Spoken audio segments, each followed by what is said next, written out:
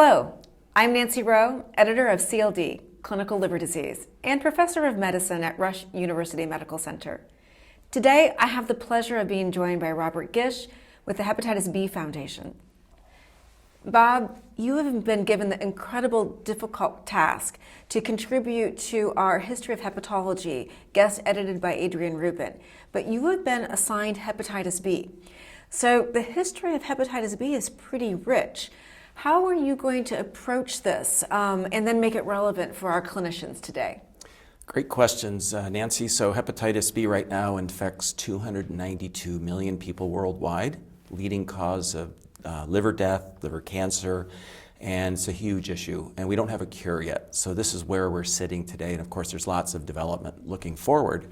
Looking backward, the discovery of hepatitis B in the 1960s by Dr. Bloomberg, the Australia antigen, I think has been described quite well. So we decided to go back 30 million years. 30 million years, hepatitis B probably moved from a primate of some type into humans, Homo sapiens. And this took place, we think, in East Africa. And then hepatitis B followed those people as they moved around the world.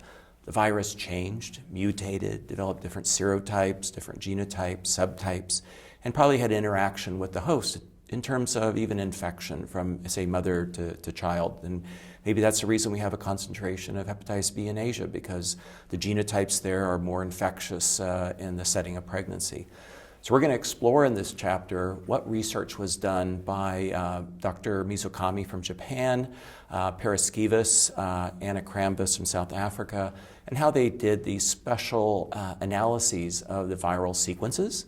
And then by changing, or the change of the virus sequences over time, they're able to track human migration. And that's where it all comes out of Africa. We're all Africans, and this is where we started. And hepatitis B proved our roots, our ethnic roots, our cultural roots, our viral roots. So I think it'll be a very exciting chapter.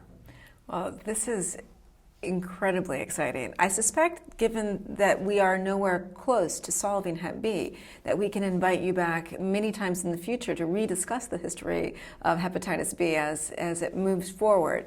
I think that from an interest level, this is incredibly interesting, and I think that getting to understand our own background is important.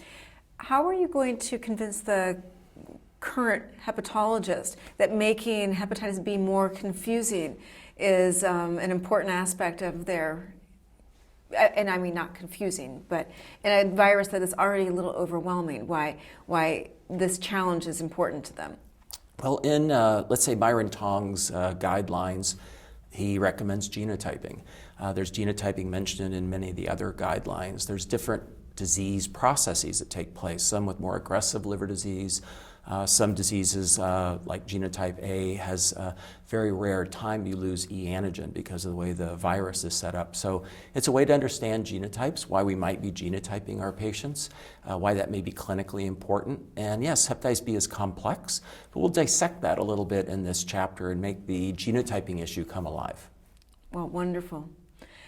Thank you again, Bob. You are always a pleasure to speak with. One of the smartest individuals I have interacted with. Thank you. And I always learn something. So we look forward to this article and Adrian's entire series on the history of hepatology. Thank you for your leadership, and Adrian including me. I appreciate it.